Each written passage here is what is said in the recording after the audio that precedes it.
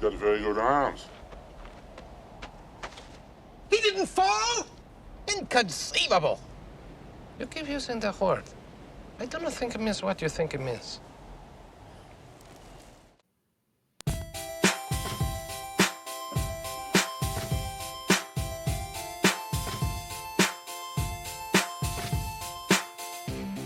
Hello, and welcome to the Nomads of Fantasy, a movie and video game podcast where we make a new universe our home every week. I am Dave, your host for this evening. This is episode 166, and we will be cozying up in the fire swamp to discuss possibly the greatest movie of all time. I don't know. I have a few people in the fire swamp with me today.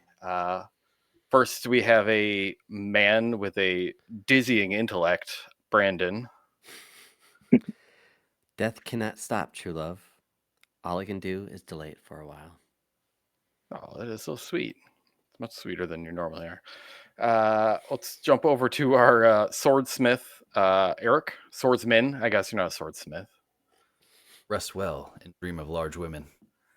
Mm-hmm. I love that one. And with us this week, we have a special guest. We're going to call him our giant of the Discord. Sure. Thijis just came back for another episode with us. You said his name. You promised you would never say his name. What? Humpadink? Humpadink? Humpadink? Humpadink? Humpadink? Yes. And if you haven't guessed this movie already, shame on you. This is talking about the 1987 classic Princess Bride. To wrap out our, I guess, RIP Rob month. I don't know if we gave this month a name, but hitting up some of the Rob. RIP Rob Reiner or RIP Reiner. Yeah, we've been like waiting to watch this movie for a while, and Now's the the time. unfortunate passing of Mr. Reiner kind of gave us a little impetus to review some of his movies. But this one I've been dying to watch again. I've probably seen this one about 1,000 times. Thijis joined us for this one. He is a super fan as well. Oh, yeah. I think I've seen this movie. I think I may have seen this movie the most out of most movies. Wow. I don't think there's another one I could name that I've seen more than this movie. It's impressive.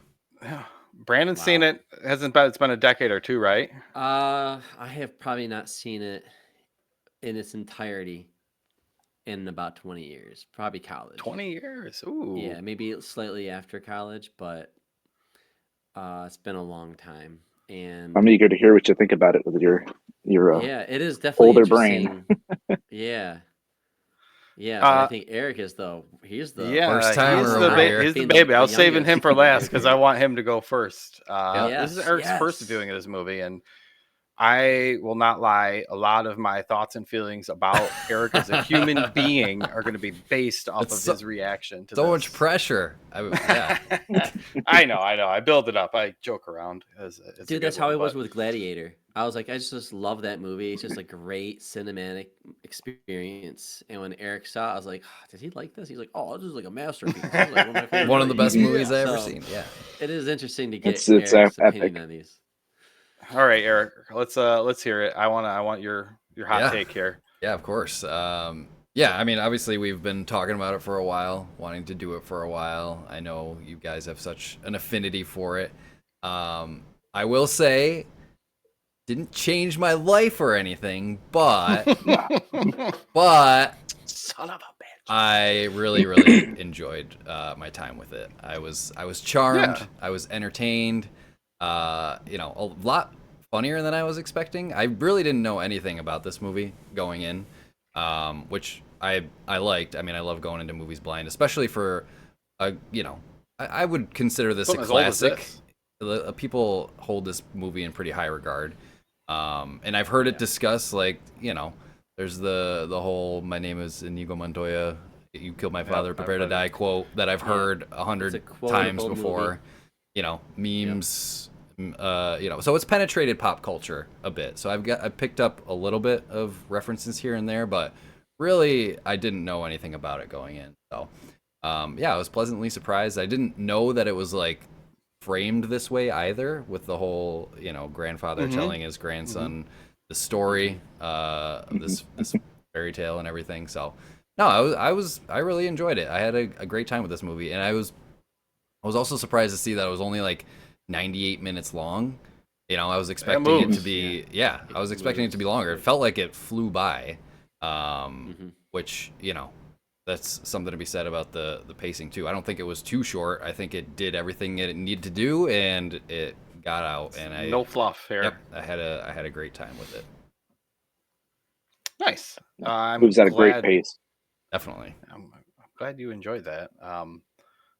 It hasn't really changed my opinion. You're still a great guy.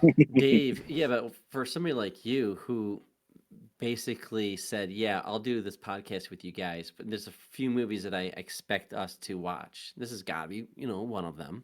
It is, yeah. So now that you've finally seen it, again, yes, for the first time, for the thousandth time. How many do you watch this like every year? I mean, it was one of those ones I think we had on VHS growing up, so it was like constantly in the rotation. Yeah, but when was the last time you watched it? It's probably been a year or two, maybe. Okay, maybe. Yeah, all right, so pretty recent. Okay, now so you've seen it since we've been doing the show. All right, yeah. Because I when I was watching it, I was just like, why is this movie so weird? Like, it's so weird. Like, Eric, it's hard to explain this movie. Yeah, it is. I was trying to explain to the kids. I go, this is like an adventure, and it's got a lot of talking, but it's also a lot of jokes, and there's way like more Lord of the leaned Rings, into comedy than I was expecting. You know, but it's like dry humor. It's very PG. It's a very family friendly movie. Yeah, it is very family friendly. It is fantastic. Very family friendly. Thijis, you said you were saying before you read the book. I'm kind of curious to hear a little bit of your history with the movie, and then some of your thoughts about the book stuff. Sure. Yeah. So this is actually one of those few movies that I remember watching in the theater, and we didn't go to the theater that much when I was a kid because my family just didn't have that much money. So if we went, it was a special occasion, and this is a specific one that I remember going to see, and I loved it from the very beginning.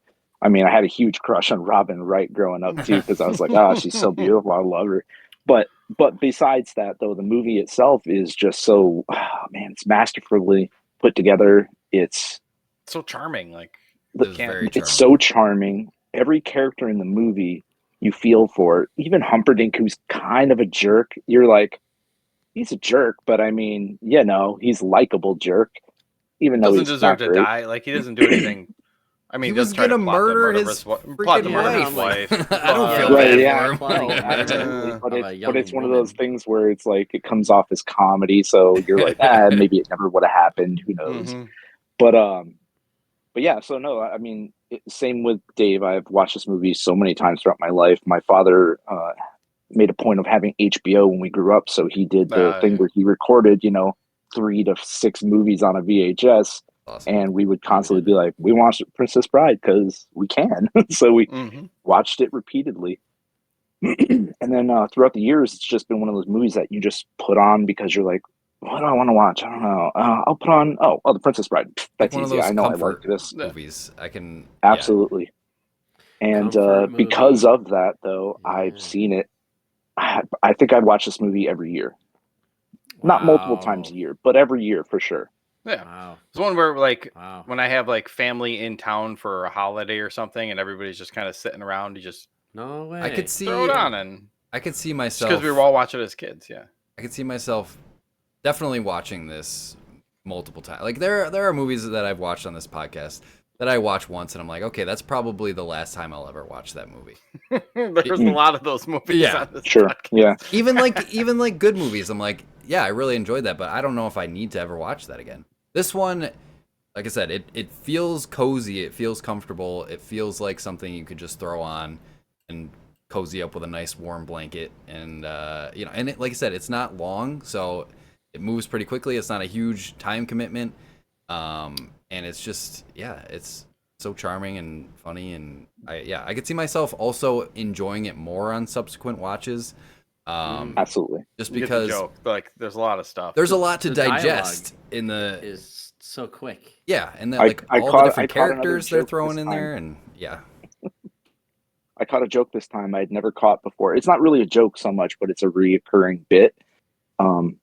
About the halfway point through where Fezzik finds Inigo drunk outside the tavern. I decided to put on the subtitles because his accent, Andre's accent, was so thick, and sometimes when you're listening to him, it's like I don't quite understand what he said. And there's a bit where he's laying on the ground drunk, and he says, "I'm waiting for Vizzini," and then he walks up and says, "You're such a meanie," and he goes, "It's you," and he goes, "True," and it's like, oh, he's doing the rhyming thing again. I didn't even catch that in the past. Oh. Yep. Just funny you mentioned another the joke accent. I think it was Rob Reiner, or it was maybe the guy that did the screenplay or whatever. Like, his accent was so bad they actually recorded his lines on tape, and that's how he learned to do the lines rather than like reading them. He had to hear how they sounded so he could pronounce it. But yeah, I was also not expecting the cast in this movie. Obviously, Robin Wright, which you guys know I'm a huge Forrest Gump fan, so right away I was like, "There's Jenny." So yeah, I recognized her. Well, I didn't recognize her right away. Actually, I'm like, as soon as I saw her, I'm like, "Who is that?" I know she looks so familiar. I know who she is, so I looked her up. And I'm like, "Oh yeah, that's Jenny" right away. And then she was 19 in this movie. Yeah, it said really introducing Robin Wright, so I'm wondering if this was like her first like starring role. Must have been. It said first appearance or debut or something like that in the credits with her name. And obviously Andre the Giant. I didn't know he was in this movie, which that's a great. nice surprise. Yeah, really cool surprise. And Wallace Shawn, which I mainly know as Rex from Toy Story, so. That voice, I just can't disconnect it from that character. So seeing him in this role is just so funny. The kids, because they've watched all these Disney movies and Pixar movies, and they know the voices. Yeah. So he's watching this movie with me, and he's like, "Who is that?" And I go, "Toy Story." He's like, "Oh, the dinosaur." And then later on, he's like, "Who's this guy?" And I'm like, "Think about it." He's like, "Who is this?" I go, And it was Monsters Inc. Mike Wazowski, Billy Crystal. Yeah, I wasn't expecting to see him in there either. They don't know the actors, but they know the voices. This whole generation's growing up with these, I guess elites, but big names that we've been familiar with from their movies, but they're getting like voices of these famous actors, and it's very interesting watching. Did you watch this with your kids, Brandon? Yeah, it was great. My wife and I, roughly the same age. I'm like 2 years older than her. I've seen this movie so many times when I was a kid. I think my older brother, it's really his favorite movie. Had it on all the time. So I'm like, Sarah, we're going to watch Princess Bride for the podcast. I was like, all right, cool. I'm like, watch it with the family. She's like, all right, great. So lower the lights. We're all watching it. She's like, yeah, I've seen this movie before. And I'm like, all right, yeah, all right, cool. Let's see if the kids like it, And then she's like, I don't think I've seen this movie. And then she's watching it. I've never seen this movie. I'm like, really? So funny. How did that happen? Wow, So that's that crazy. cool. That's hard to believe. Yeah, so she's watching it, and my older son, he's into it. He's like 11, but the 7-year-old, he's just like, I don't want to do this. I don't want to watch this. Can I do something else? And I'm like, no. Usually you're pretty good about watching movies. Just watch it. He's like, but I don't want to. So then the movie starts off with young Fred Savage complaining about this book being stubborn.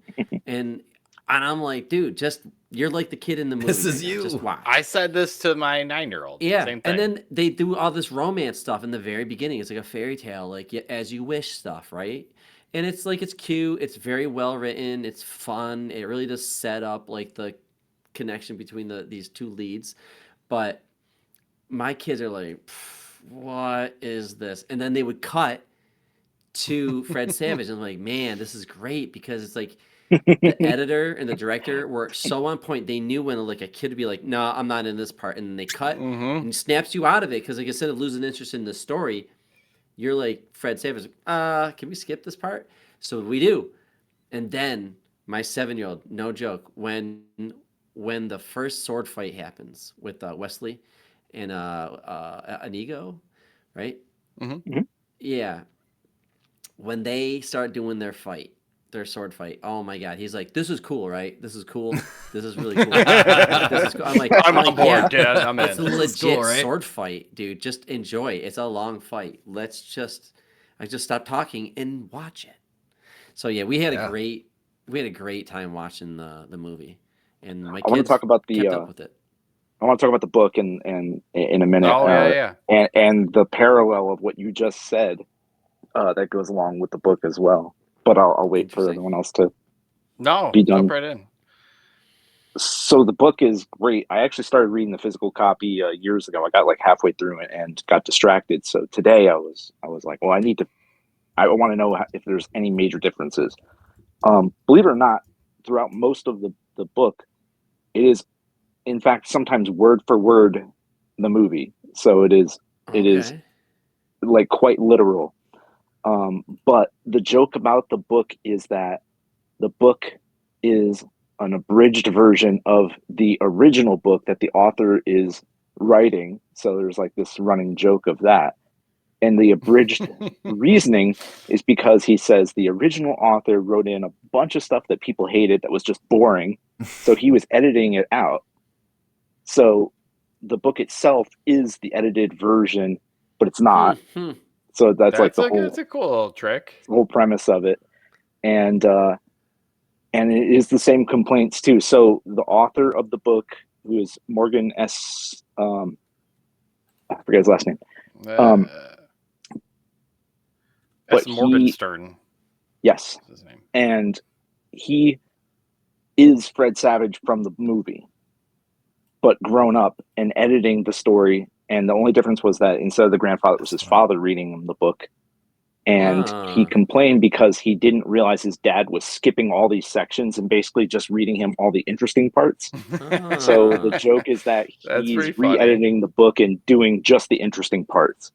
That's pretty cool. And there's a bit in it that's almost exactly what Brandon was talking about with his son, where he's like, this beginning is boring. And he's like, yeah, I gave it to my son and he refused to read it. And then I'm rereading it. I realized, oh yeah, this entire beginning is just love story stuff and there's nothing interesting until you get to chapter 2.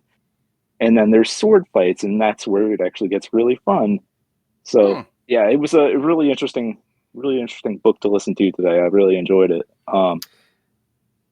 There's a difference at the ending, but I'll hold off on that. Would we call this like meta? Like, would we call this like a meta? It's like a fourth wall breaking almost. A book within a book. Like they know how we feel, and they know this is boring. And they're purposely stopping and skipping, and like they know that this is being viewed. Except they're doing it through like the kid and the. This is genius, honestly. This is making me appreciate it really even more. Because I mean, I was going to say one of the jokes is that there is an entire chapter cut out where they're moving and unpacking and packing boxes and moving and packing stuff. Not the main characters, but like side characters. And the guy is exclaiming, he's like, they wrote 95 pages for this. This is so stupid. Why was this in here? I took it all out. It's like the anti-J.R. Tolkien. Yeah, I mean, I was even relating to what Brandon's kid said a bit, because like the beginning was like, okay, yeah, this is just like run of the mill like fairy tale stuff, kind of boring. Like, okay, yeah, I get it. They're setting up the story, but the way it's framed, it makes sense, because like, oh, this is supposed to be the boring part, and then it gets to the good stuff. So once they started introducing all the characters, like every single character, I immediately was like, okay, I'm on board with this, because like you seem like these all guys of them are interesting. Kill you. Like even the quote unquote you bad don't want guys. anyone to die in this, right, exactly. No. Except the 6-fingered man, but other than that, and I think that's the only person that does die, right? Everyone else is alive. Well, Vicini dies. Yeah, he does. Which his death was hilarious. Kind of kills himself. Yeah, dude, my 7-year-old figured that out. He just blurts out, "They're both poisoned." And we're like, relax. We don't know. How can we know? Let's watch out. Relax. And then when it happens, it's like, all right, dude, you called it. Yeah. Hey. Like, spot on. It was something was coming. Yeah, such a good. There's so many good jokes, but yeah, that one in particular really got me, because Vicini's going on this long rant, going back and forth, and then Wesley, like as soon as it happens, dies. Wesley's just like, yeah, I built up an immunity over the years. Like it was just so nonchalant. Like, yeah, Problem solved. Yep, exactly. So, but yeah, Wesley. How can you not fall in love with him either? Like he's so charming. Even that actor, he's like Sam Rockwell, where like these are very, very charming actors. I don't know if I've seen him in anything else, and not just like a side character. They should dominate movies and they're great. I love them. I feel very like nostalgic for Carrie just because he was in a lot of the movies I grew up liking. I love Hot Shots. Robin Hood Men in Tights. Hot Shots, I forgot about that. You know, he was in a couple other movies like The Crush and all that stuff, but he was in, I don't know, he was in Saw, you know. Yep. He's an actor that deserved to be in more. He is Robin Hood in Robin Hood Men in Tights, so. I think that's another one that has been said that I've needed to watch, so. You haven't seen that? No, man. Really? It's been an age since I saw that one. It's got some dated jokes, but it's good. I was gonna say it's pretty dated with its humor, and rap is like very new to Hollywood, so they're really trying it out in this movie, and it's weird, but it's still got some great jokes in it. Yeah. Mel Brooks swinging for the fences. Also, as soon as Humperdinck was introduced, Lord Farquaad from Shrek has to be based on Humperdinck, right? Of course. Okay. Oh yeah, 100%. Yeah, I would think so. That's what. Yeah. Because as soon as I saw him, I'm like, holy shit, he looks like Lord Farquaad. I never thought of that, but now that you mentioned it, Sanderson's his last name. Oh yeah, the actor's name. Yeah. He's also he is the main bad guy in Fright Night. He's the vampire. Oh, Sarandon. Yes, he's also Chris Sarandon. He's also the voice, the talking voice of Jack Skellington in The Nightmare Before Christmas, which Danny Elfman's the singing voice, but he is the talking voice. I knew that they were different. I didn't know that was the actor. I never bothered looking up who that was. Yep. I didn't realize that. Yes, he does all the video game voices. The speaking voice, yes, but the singing voice is Danny Elfman. Yeah. Dude, that is cool. I did not know that. My wife was blown away by the actor that plays Inigo. Mandy Patinkin. That's great. Yeah. Yeah, Mandy she's like, is that great. who I think it is? And I just see her go on her phone, and she just starts chuckling to herself. I'm like, wow, he looks so different here. Oh yeah. Yeah. He's so young in that. Yeah. I think he's great. I think he's my favorite character, you know. He's a character you think is either going to get killed off early on, or he's not, you know, but he's got his own quest. Right.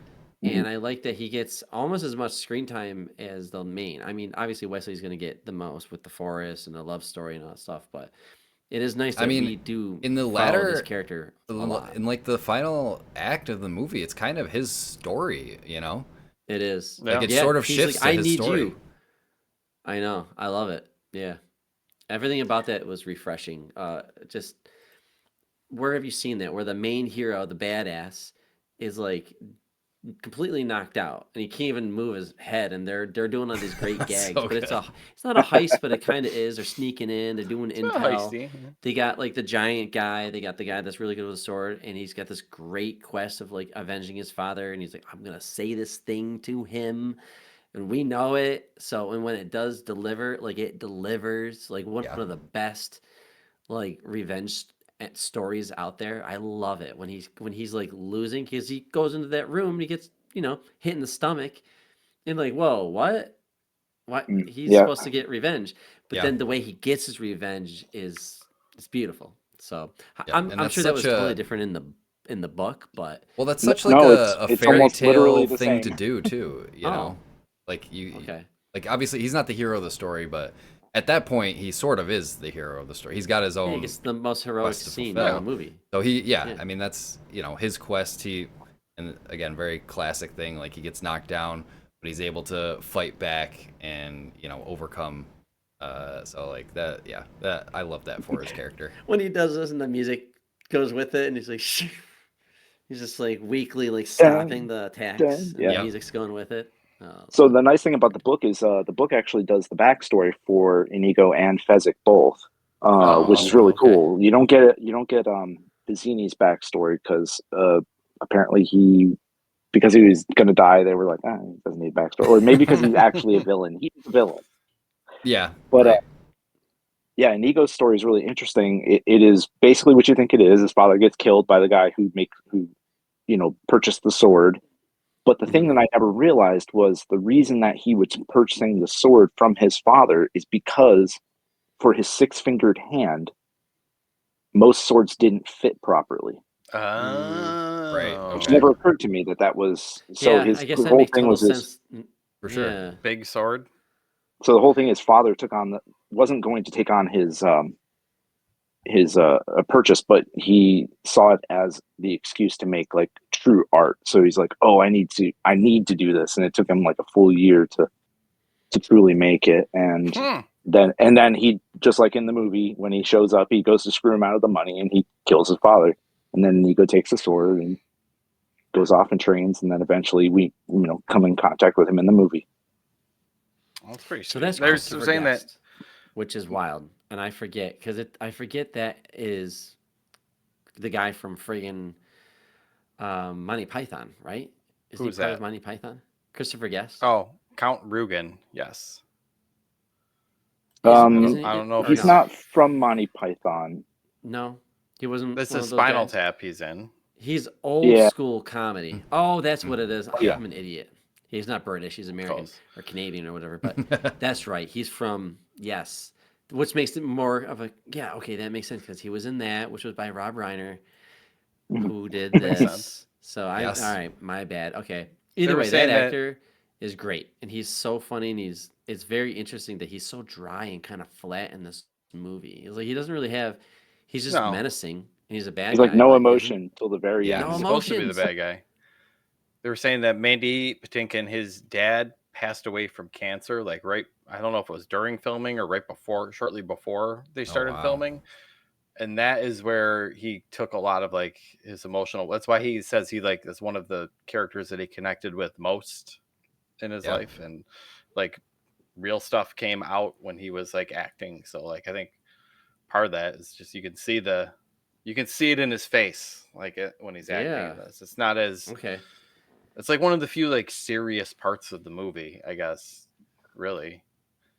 Everything else is like very quite lighthearted throughout this whole movie, or even played off for laughs in other parts, but not his story. Yeah. So that's what makes it so great. Like such a great movie because it's like lighthearted. You can watch it with the family. It's witty enough for adults to like it. It's got the sword fighting for the kids. It's got just about everything. It's got everything that you could possibly need. It's a fucking modern classic. Yeah, for sure. It's excellent. It really is. Eric, on rewatch, you will start quoting lines. You can't help it. You're going to be like, oh yeah, this is the scene where he's like, it was taken from the screenwriter's wife. The screenwriter's wife used to say that, and that's how it got into the movie or that's excellent. Part of the book. Like, there's all sorts of crazy little stuff. Like you guys were sharing the bloopers, I guess we'll call them, on in our Discord. If you'd like to be part of the conversation, join our Discord at nobadsoffantasy.com. Just like things with the sets, like not being perfect. Like this is stuff that I'm noticing years later. It almost it looks like a stage play almost. It looks staged. Yes, it looks a lot purposely of it. look like you guys call it a fairy tale, and it makes sense because in that a fairy context. tale looks art and handmade and there's it's not it's painterly or it's craft or something like that. And I think when I was a kid, it used to bother me. I was like, why does it look cheap? Like, why doesn't it look real? Why does it look? Because you can see them when they're doing the sword fight and they're doing their flips and they land. Mm-hmm. You can see on the ground. They're not landing on the ground. They're landing on pads or whatever. And you can see it for a hot second. Yep. But they left it in because, like, who cares? That. Like, it's clearly ridiculous. Like, there's a campiness to it, but it's on purpose. And I think that adds to the charm, which I think is risky. Absolutely. You know, you kind of got to get that right. Like, we're not taking this that serious. Like, you shouldn't either. So visually, we'll do some things. Like, the blooper that Thijis found was interesting, where there's a cliff and then there's not a cliff, kind of like Jurassic Park. Wait, is that what you were showing in there? No, I thought you were talking about the squishy ground. Yeah, when they're walking on the solid cliff of the the mountain, and the boards underneath their feet are going like this, and it's You like, can oh, see like that's what they the were doing? ground Oh, shift and okay. stuff. yeah. I mean, it's Andre It's the like, oh, it's Giant. very He's clearly he can move the earth. He's heavy I didn't enough. catch that. I'll have to Yeah, go you back. can do whatever you The want. blooper we all found, and maybe because we watched it on Disney Plus, so it's like high res, widescreen, and maybe You just saw that while you were watching it? Yeah, we were watching it. It was when Wesley's in the forest and he's fighting that human in a rat suit thing, and it just got burned, and it rolls over to attack him one last time, and the camera's low to the ground, and it's Wesley grabbing the sword. Look to the right. All of a sudden, a dude will just walk in and just stand there, and he'll be like holding a remote for something in his hands. And Yeah, it he's just in the looks like a shot. stagehand, just like Yeah. in the trees. Walks into the scene. Oh, I completely Yep. missed that. I thought you were talking about the wound on his shoulder. It switches No. sides. Oh, really? Oh, does it? Yeah, Oh, okay. Oh, See, yeah, I didn't double even notice blooper that. there. Yeah, right. No, because I think what they did is they may have reversed the film by accident in just that one Yeah. little spot, and because it's his left shoulder, his then left as shoulder, he's rolling, yeah. it's his right, and then it goes back to his left again. Okay. Huh. Well, Oh, that's when you interesting. I'm gonna have watch to rewatch that now. I didn't catch the watch the person. clip, yeah, where he's fighting the rat in the woods, in the forest, in the scene when it's just got burned, he's grabbing his Hilarious. sword, look to the right, and just watch, and you'll see somebody walk into the shot. And I'm surprised Disney Plus hasn't edited that out. And maybe there's like this thing where like don't It's a if charm it's in of it. there, Right, it's, don't it's mess in with there. it, Don't yeah. like leave it, right? But I can see them using AI because they did it with Game of Thrones, where the last season they had like a cup on a table, Right. and people yeah. flipped There's out like that there someone was with a like blooper. a Starbucks Starbucks cup. Yeah. Yeah, True and they were though, just Well, but that's like flipping a out. digital. That's a digital film where going back through themselves as doing all the special effects already. It wasn't too much of an extra hassle for them to do that. But this would be, they would have to go through and edit it and then clean it up behind it. You know what I mean? Right. It'd be Either probably that a or lot like more just work. cut it, like cut the scene short or whatever, which you don't want to do Well, that either. if you have a high res version already and you just gotta do 1 second of footage, I think you could quickly go and do a complete mask on that file, and just for that split part, do that. no. I mean, we're Leave talking it Disney alone. here. I could do that with After Effects. So I think they could. la-di-da. No, It's just funny that they. Yeah. It's not hard. Nasty boy. It's not really not that hard. So, and I've done it with. Well, moving reach out to footage, dude, Disney. so this is Well, I can fix this right. for you No, guys. I'm just saying it's just like when there are bloopers like this in something. Like, but to me, I love feel like that you because can't for this movie because it's part of the campiness. It's like the thing this, in like the Star charm. Wars where the stormtrooper hits his head on the fucking door. Exactly, you know? exactly. Yeah. Stuff like It's that. like the You gotta leave production. It was real. Yeah. Which One of the this- things I really enjoy about this movie, story in general, is that it really borders right on the edge of fantasy. It's not really fantasy, but it's Right. really close to being fantasy. Because The you have rats, I guess. The giant the rats. rats, Yeah, that's fire like the only swamp, thing. the magic pill he eats, the Shrieking cloak eels. that they light on fire. Yep. The shrieking cloak, eels. yeah. It's right there, but not quite. It's Oh more yeah, high she jumps in fantasy the or water and more there's like electric adventure. eel monster things, which I shrieking totally forgot eels. about Mhm. that scene. Yeah. It's a little intense. The fire one, I was laughing at just today when we were finishing it up because they go from one scene where it's just like full on flames, and then they go back to Andre, and he's just his face with like a couple flames around his chest or something. Yeah. It's a suspension of disbelief a little bit there. But hey, it It's very works. funny too, where he's like, if only I had a wagon. And it's like, we have a wagon. And it's like, man, if we just had this one special cloak that is like hard to He find just anywhere. He's like, oh yeah, I got Takes one it of right those. out. Yeah. Oh yeah. Look at Ex Machina going on right there. Yeah, that's clever. Yeah. There's so What much. do you guys that think adds- about? I was gonna say, what do you guys think about like most of the comedy in the movie too? Does it hit for you really well? Especially if you've watched it in the past, does it retain the jokes? It all I landed think for me. I'm more mature now, so I think the jokes definitely land. I struggled with a lot of the jokes when I was younger. I got some of them, and I didn't like other ones. But now I think everything about it is funny. Yeah. So I mean- I think it's aged well. There were parts of this movie where I was like laughing out loud. Like there was a lot of good jokes in it. I think I mean it's all like campy humor and Like, but it all works in the context of the movie. Like I was saying, Bassini's death really got me. The fight, you know, with Andre, and I mean, my quote, "Rest well and dream of large women." Like, there's just so many, many little things, and yeah, like you said, it's so quotable.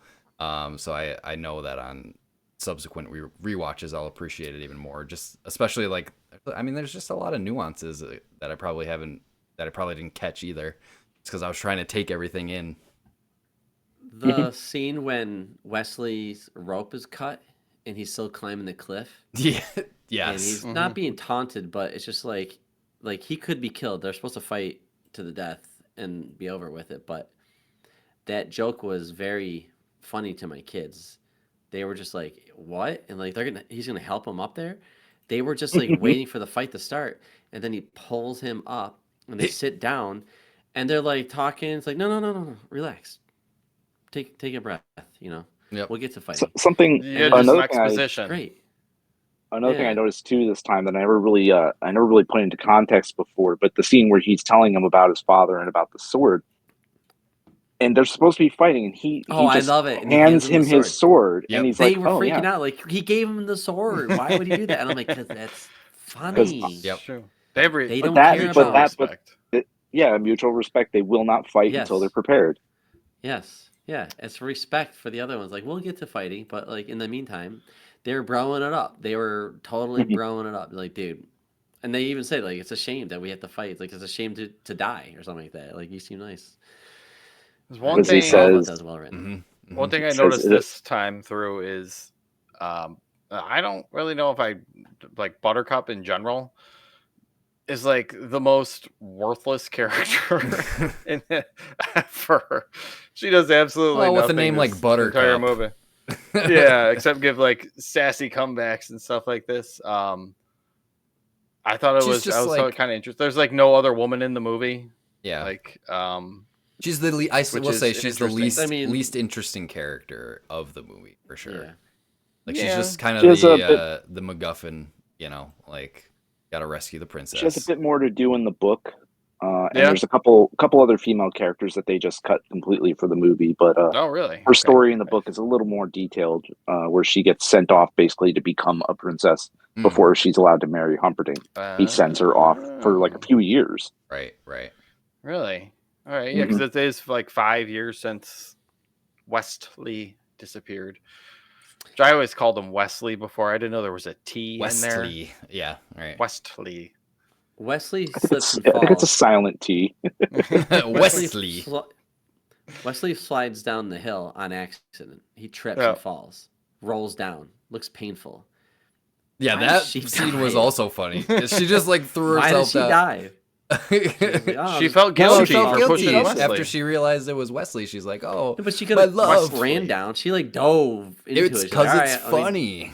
And like the ADR over as they're like rolling down the hill too, they're just doing the oofs and ahs, and it just sounds so out of place and funny. Like it was, just the little stuff. I was saying to my wife, I'm like, even for a stunt person going down that hill could not have been fun. No. Mm-mm. Yeah, they know what they're doing. Let's make sure there's no rocks. Another just a little funny joke that really got me was the albino, you know, when we're first introduced to him. And he's got like the raspy voice. And then he just clears his throat and it's just a normal voice. He's like, because you expect that sort of character who looks like that to have like a weird, fucked up, raspy voice, and then he's just like, oh yeah, let me clear my throat. It's like, actually sound normal. I thought for the longest time that was Robbie Coltrane. He looks exactly like young Robbie Coltrane. Even sounds a lot like him, and I'm like, whoa, that's not him. Oh yeah, okay. Oh, he's like I mean, like if you do the heavy albino makeup too with the fake wig, you know. Yep. But if you look at young Robbie Coltrane and that guy, you're like, I thought it was the same guy. So who is that guy then? That guy is Mel Smith, also known for his roles in National Lampoon's European Vacation. Some other little stuff. Doesn't look like he had any he's big from ones. London too, so he's more in like the, you know, that that film, not like U.S. films really. The British BBC comedy scene, probably. Yeah, exactly. Yep. Yeah, he hasn't done anything since 2013, so he's probably he's also retired dead. and just living off the coast. Oh, he died in He died in 2013. Oh, okay. So that's why he hasn't done anything since then. Explains it. Okay. I always do love that scene though, where he's like, Wesley's talking to him and he's saying, you know, like, I can serve. I'm good. I can handle it. And he's like, just gives him that. No. The jiggle of his face. No.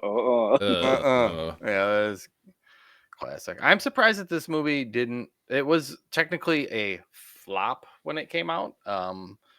It didn't go big. It was made for 16 million and only grossed 30.9, so almost double the money back. But it was not considered a roaring success when it came out. And I guess as VHS, I'm sure Movies Plus and Blockbuster Video had a large effect on people's love for this movie. It's because like Clue. I'm assuming, I mean, I can't it's imagine weird how to you really advertise this market movie, like market this movie in a way that would make people want to see it.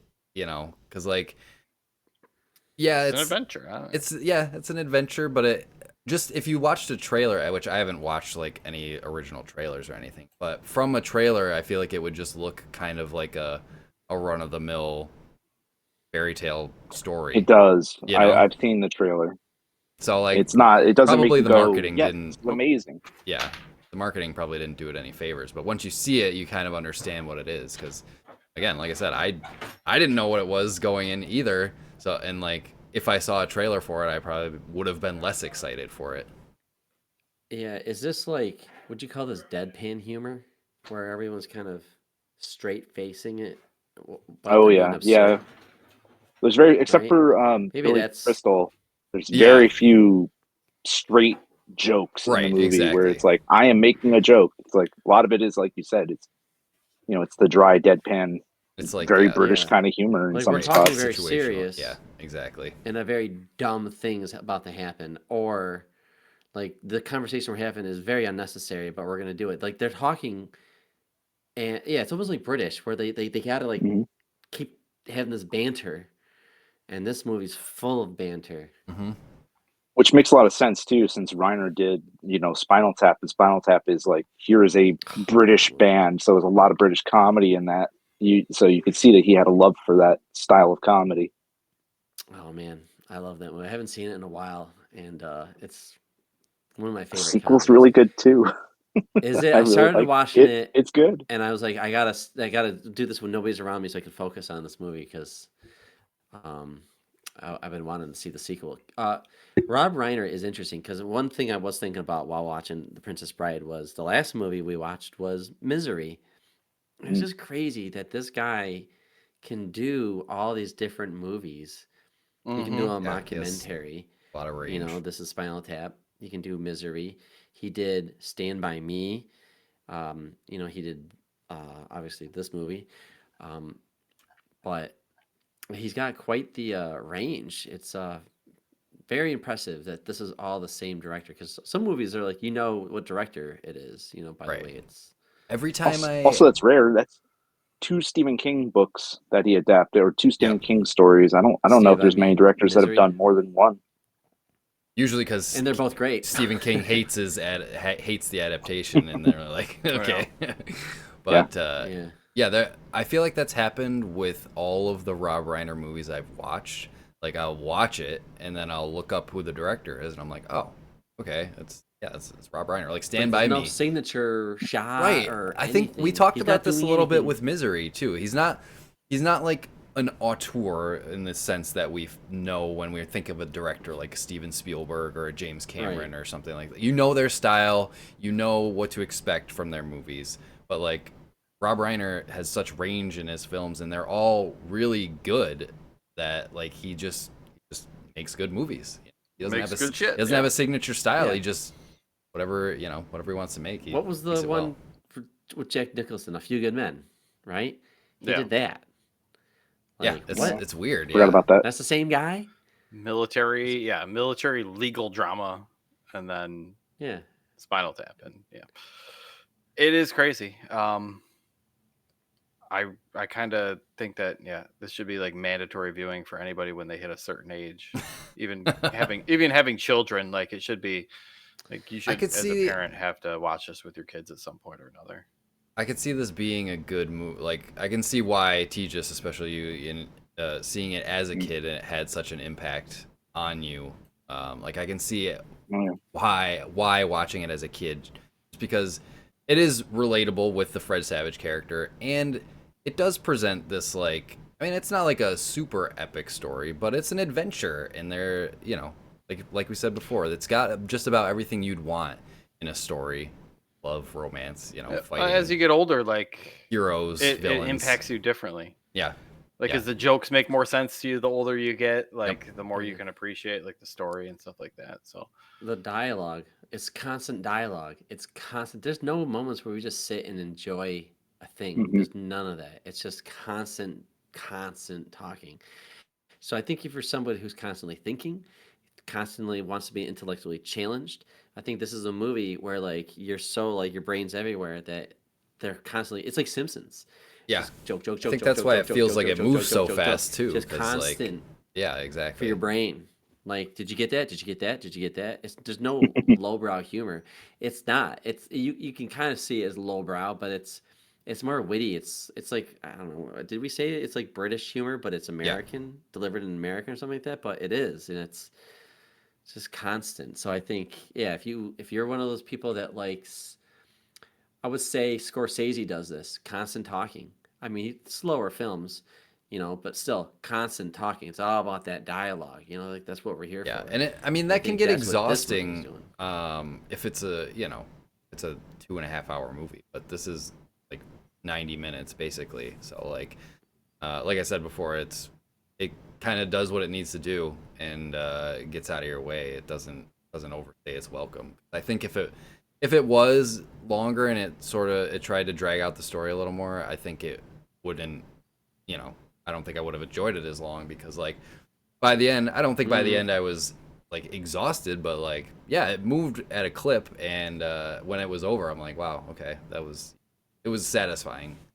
A lot of characters, a lot of locales. Yeah, definitely. Even like a lot of the shots that they did in England, like they're pretty intense, like places they shot. Like the Cliffs of Insanity is in Ireland, but like there's not a ton of sets to this movie either. You got like a castle, a village, a couple outdoor shots and stuff like that. So there's not. I mean, you could like go through complex. And pretty much name every scene, you know, of this movie. Like, and like each scene makes pretty much a big impression too. So, I think they used the time that they had, you know, very well. Could they do the bad thing and make a legacy sequel? Remake I was thinking about where that. Where there's a kid like, put the tablet down. What? Like a book? Because he's playing this old ass video game, like this old ass video game in the movie. Brandon, look at Willow. Look what they did to Willow. Dude, Willow, that TV show sucked so bad. I know how much you hated it. I can't believe it. It was so bad they took it off of Disney Plus. It was so they bad. Took it off? Yeah, that's you insane. can't. You can't. There's no way to watch it now. Wow. Okay, I didn't know that. I don't even think there's a physical version. Like, so there's literally no way. That's crazy. Yeah.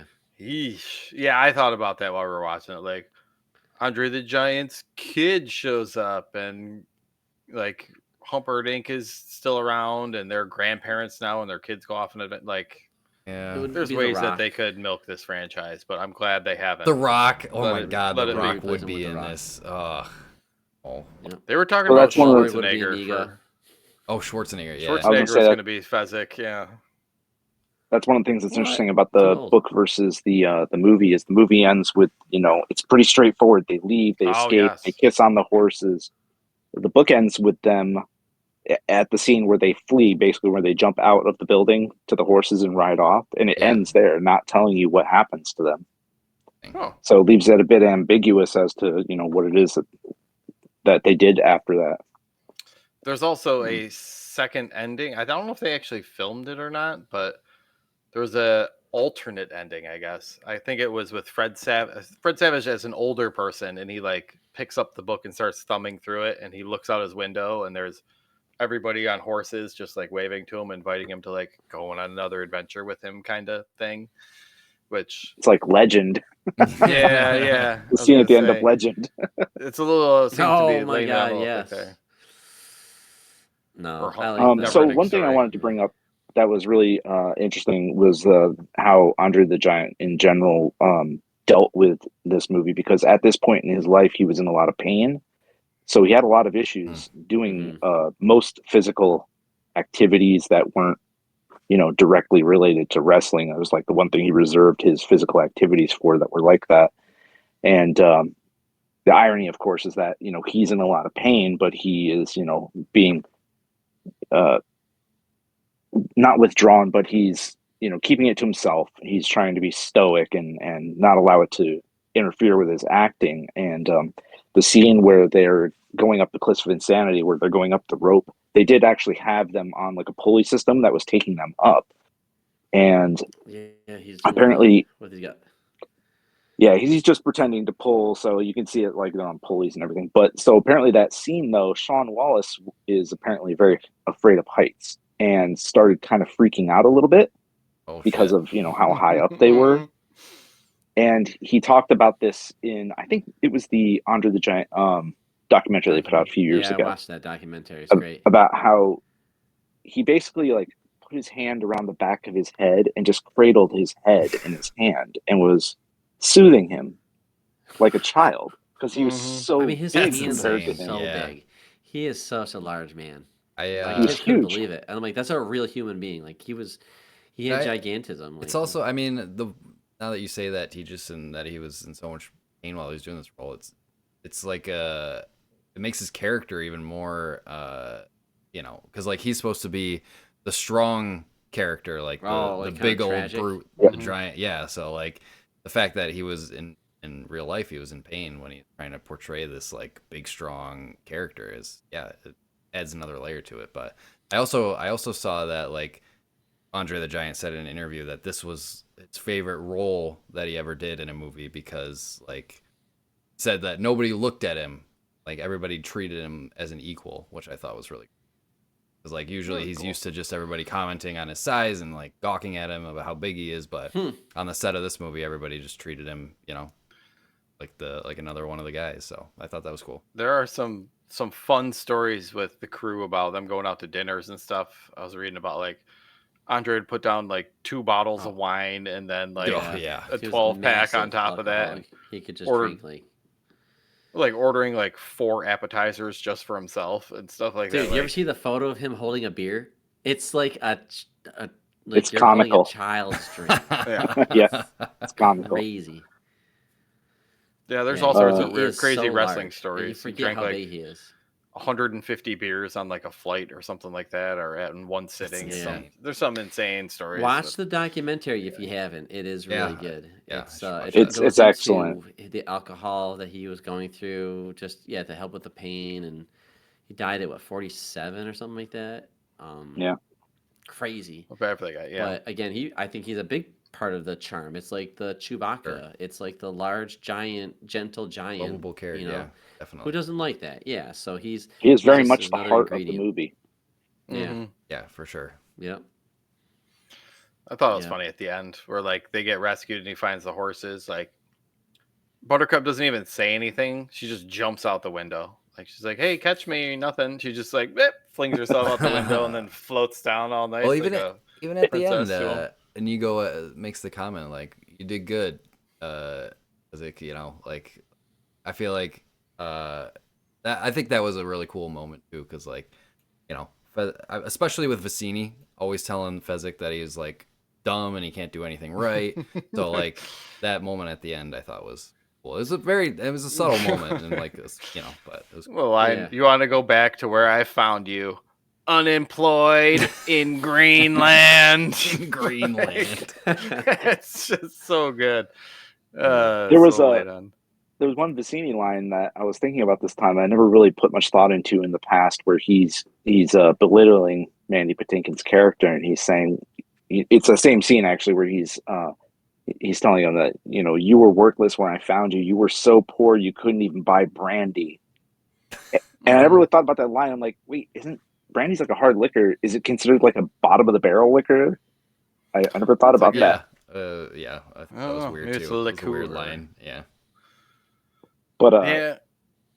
No, go ahead. Fezzik was in the book too. They cover about how he grew up, and with him, it was that his parents basically at the age of 8, he's 6 feet tall, and his parents just made him wrestle people for money. So that's where he learned how to fight. And eventually they passed away, very quickly. It's actually almost kind of funny the way they passed away. He's like, they were here and then they passed away and they're like, we're dying, Fezzik, and then they're gone. And then he goes off on his own. But yeah, he's a really intelligent character in the book. It's just that he doesn't get the chance to do it because everyone's always afraid of him. Okay, I like this. I'm gonna have to pick up this book. I can see people just, I can see people having a problem with that. Oh, yeah, he's smart now. That sounds cool. That sounds like a really good book. I honestly want to read it. Like, it is pretty short too, right? I want to read this. It's a short book. Yeah, it's like 450 pages maybe. It is, the movie is almost word for word from the book in many of the scenes. Many of them. I love that. So I mean, it's the stuff that they left out to do, to do the movie. That's the stuff that's a little interesting because it's like kind of backstory. And then there's some jokes related to the author. I mean, the story doesn't even start for like 20 minutes of the audiobook, or the audiobook, because he's talking about how when he was a kid, as the character of Fred Savage, about how he, loved the story, but then coming back to trying to get his kid to read it, and his kid refused to, and he didn't understand why. And then going back is when he realized, oh, there's boring parts in this book. I need to abridge the book. Yeah, that is. You did the audiobook for this? Yeah, there's actually who was it? It's a YouTube channel. The guy did a great job reading it, called Classroom Confidential, and he does That's a good multiple idea. episodes where he's reading to his class.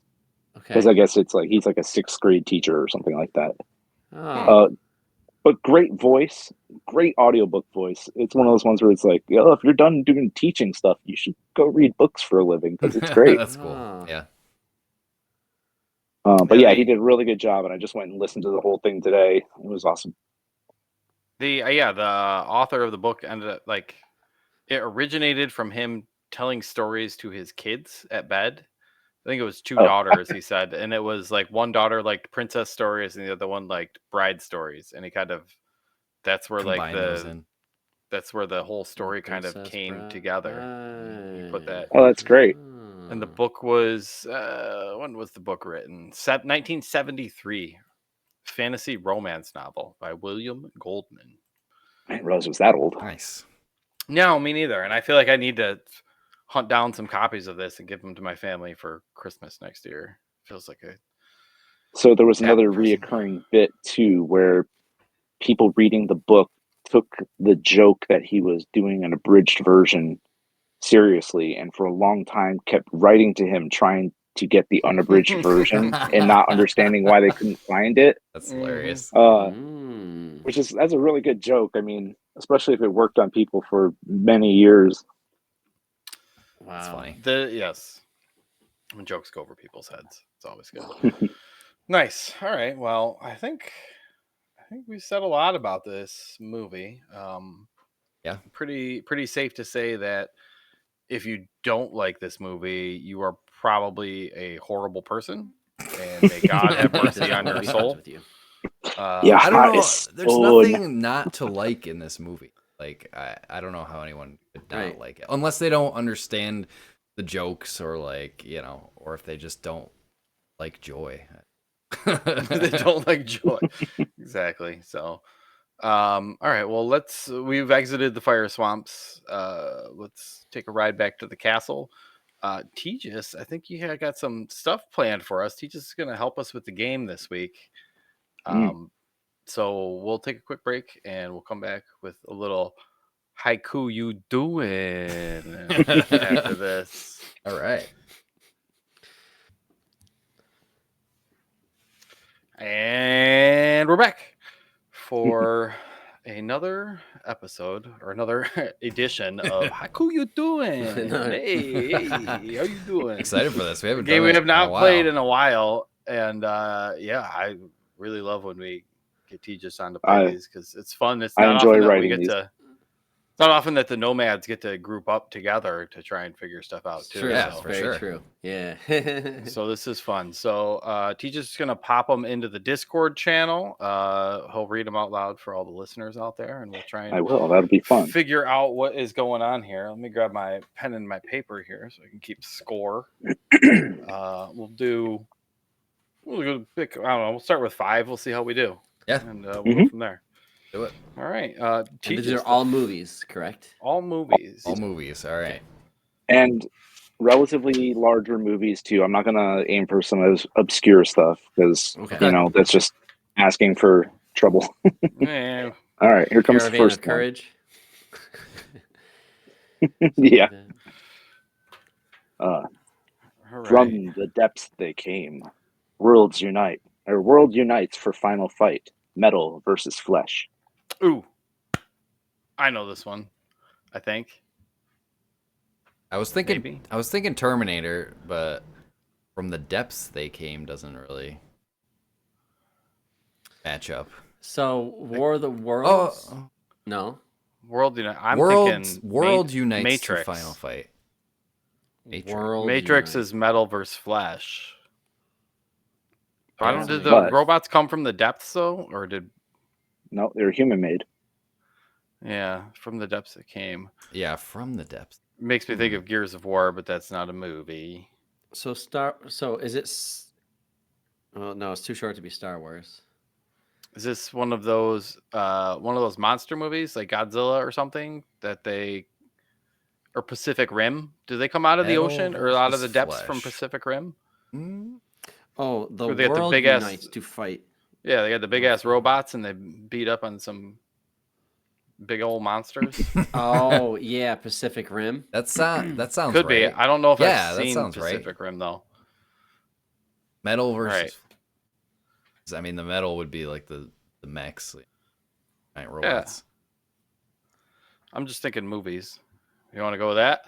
Pacific Rim? That sounds right, because yeah, Terminator makes sense for like maybe the last two, but not the first one, not the first line. Not from the depths. Yeah, Yeah. no. All right, well, yeah, let's go with it. Pacific Rim. I'm clicking on it.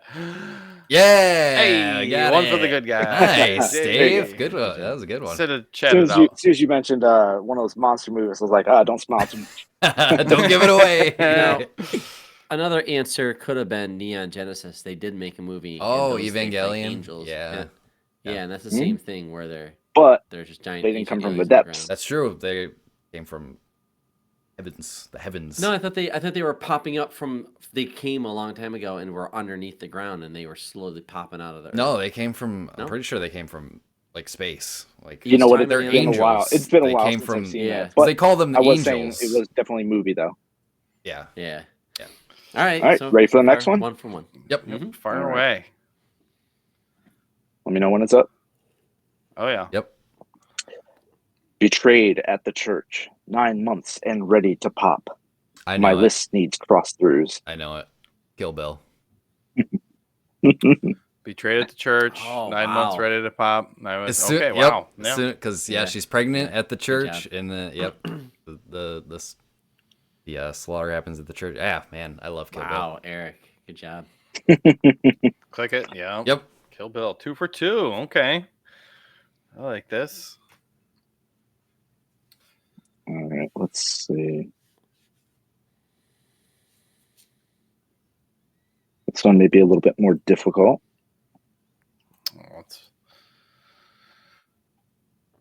The nomads love difficult questions. Mm. All right. Ooh. Okay. New Horizons call. 10 feet tall, ready to learn. All things connected. Avatar. Same. 10 feet tall and ready to learn. 10 feet tall. Oh, makes all me think things Avatar. connected. Yeah. Yeah. That makes sense. So, I mean, it is Space Pocahontas. New it sounds Horizons like. call. Space Pocahontas. Yeah. What was the first? The Avatar frontiers called? of Pandora. You know. Which that was, I think that was the name of the game, the video game, Frontiers of Pain. Yeah. Which would make sense. Are they all over that planet, Pandora? Are they just in that one? I've only seen the first Avatar. It's actually the moon to the planet. Oh, okay. It's like Endor, the forest moon. All right. Which We're going with it. is weird because the moon is called Endor, and the planet is called Endor, right? Yeah.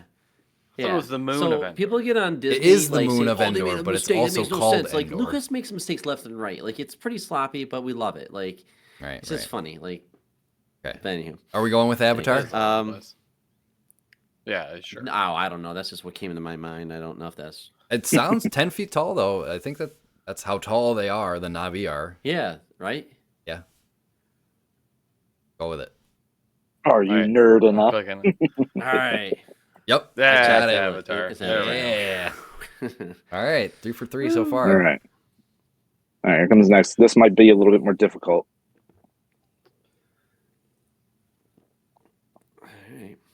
All right. 6 months secluded. Whispers in echoing halls. Murder stains the walls. I have an idea here. Is that The Shining? 6 months. That's what I was thinking. The Shining. Yeah. 6 months secluded. And then murder stains in the hotel. walls. Blood. Right. Whispers in the echoing walls. Jack hearing voices. That sounds right. Yeah, 6 months secluded. I'm trying to think of anything else here. Whispering in the echoes. Murder. That's a long time. 6 months, right? I mean, they're there for the winter, essentially. Right. Yeah, they're right. They can't. Although I think that's a long ass winter. 6 months. And they're up in half the year. Whatever. I was gonna say Colorado 4 or something. Mountains. Is it? So I think What do you think? That sounds right. What do you think? All right, I'll go. I'm good with The Shining. The Shining. All right. The Shining. Yeah. Nice. Awesome. Nice. I think we're big winners today. Yeah. Every time before we reveal sometimes I like second guess. I'm like, oh, is this right? All right. Violent, bloody death. Teens discuss the final girl. 2 faces are one. Ooh. I'm thinking of Face Off, but the rest of it doesn't make sense. Teens discuss the final girl. Is this like a Scream movie? Violent, Teens discuss the final girl. Because Scream has teens. And faces are one. That like are there 2 people? Aren't there 2 people? Is Ghostface or whatever the guy's name is? Yeah, I thought maybe in one of them. It's been so long since I've seen those. With the VHS tape. The Ring. The Ring. The Ring. 2 faces. There's not teenagers. There's an adult chasing down to find out the ghost. Scream sort of fits as for the length. That's kind of a hint. That is true.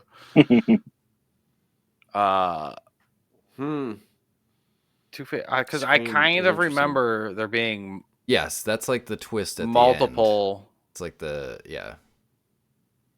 right, like her friends. Oh, that's right. There were 2 of them in on it. That's right. But they were really I was not big on the Scream franchise, though. Yeah, I think I've only seen like the first one. This is the first one, though.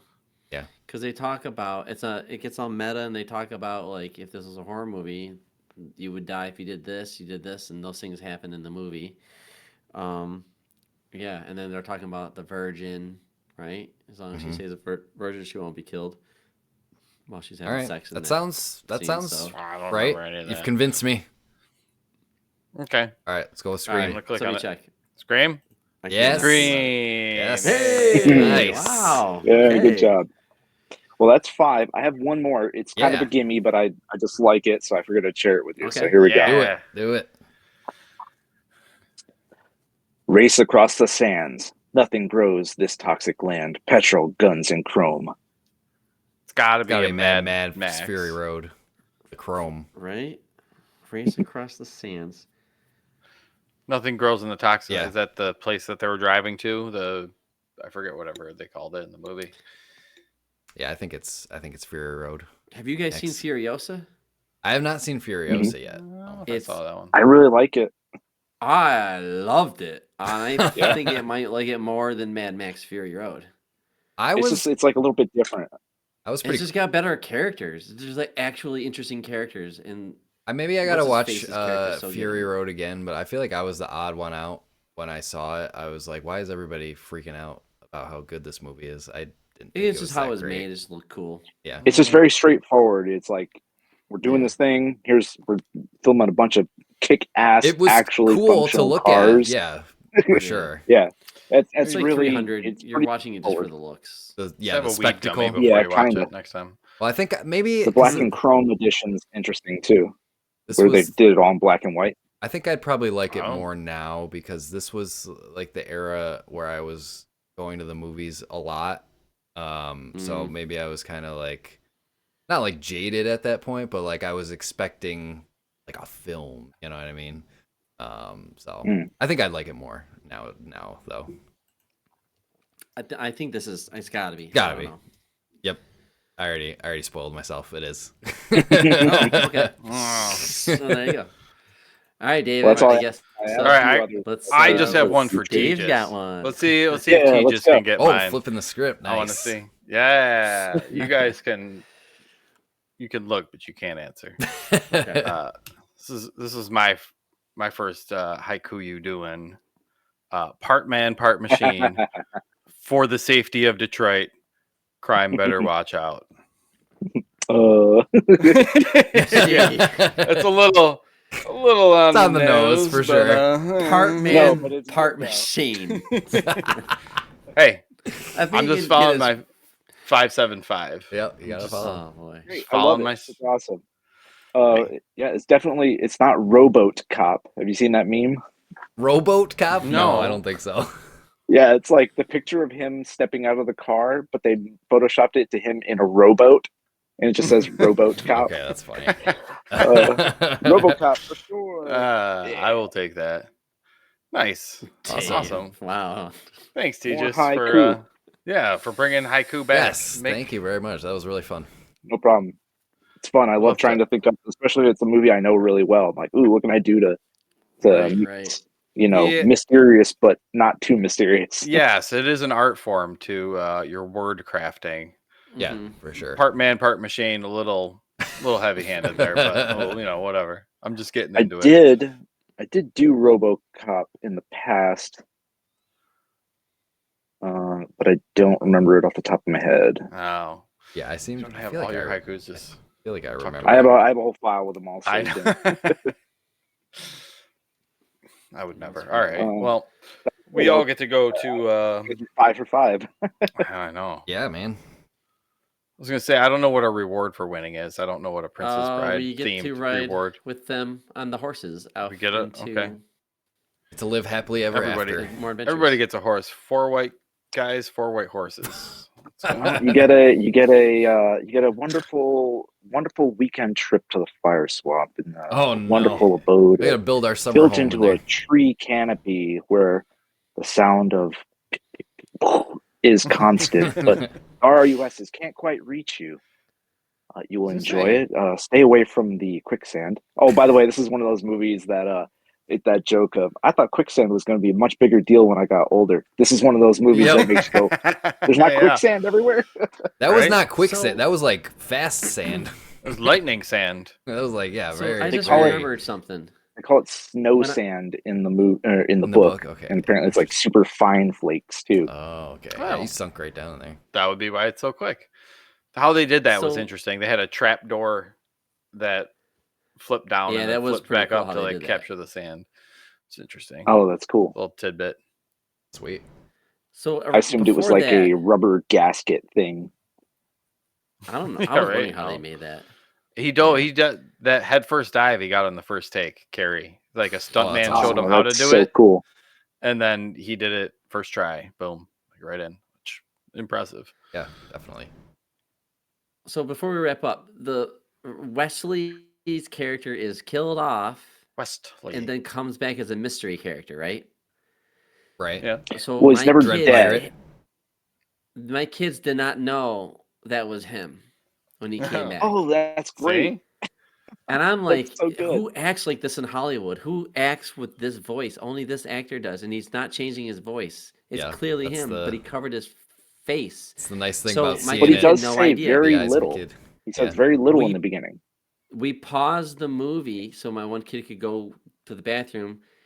So Disney Plus pauses it, and it reveals it's like just after they get out of the woods where he's got the burned arm, but he's got all black on and his mask is off. So they came back, it's like, oh, so that's him? He didn't die. Spoils. And I'm like, no. Damn you, clip It was art. kind of spoiled a Spoilers. little bit, but I was also shocked that they didn't know it was him. The It's cast just thing at the the- bottom that through comes the- up you when know. you press pause. It just makes it better seeing it through the the lens of a kid. Yeah, as a child. Yeah, Yeah. for sure. So Nice. yeah, I thought that was a funny. Well, thank you very much for letting me come on and discuss one of Oh, of my course. all-time Yeah, favorite Thanks movies. for joining us. Absolutely. It's a heartwarming, fun adventure that is infinitely rewatchable. If you had Infinite. a choice of a TV channel that you could have that just plays something on repeat forever, The Princess Bride would not be a bad choice. Absolutely. For sure. Yeah, thank you for taking the time out to join us, and we'll have to find something else to get you in here. We'll get something Yeah, on the definitely. schedule I'm for Come you. back anytime. Nice. All right, Eric. Can you give us a little bit of an outro here? Let Yeah. people know Get on if they your want to horse, recommend Eric. something for us. Yeah, I'll bring us home here on my noble steed. If you want to, if you want to follow us, you can go to nomadsofantasy.com. Join our Discord, the nomadsofantasy.com/Discord. Want to join us, chat about whatever video games, movies, suggest stuff for us to do on the show, all that good stuff. You can play our game that we made, whatmapgame.com. If you like, if you want to guess video game maps, that's always a fun one. But yeah, I think that's all we got for you for this week on this week's episode.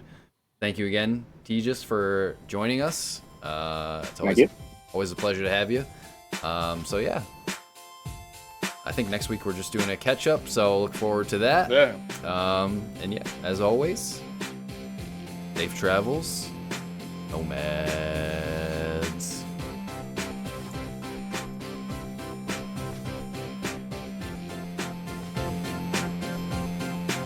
And we got one battle after another after that. Fucking dying to watch that movie. Have you guys not? Who's watched it? None of us have. None of us, no.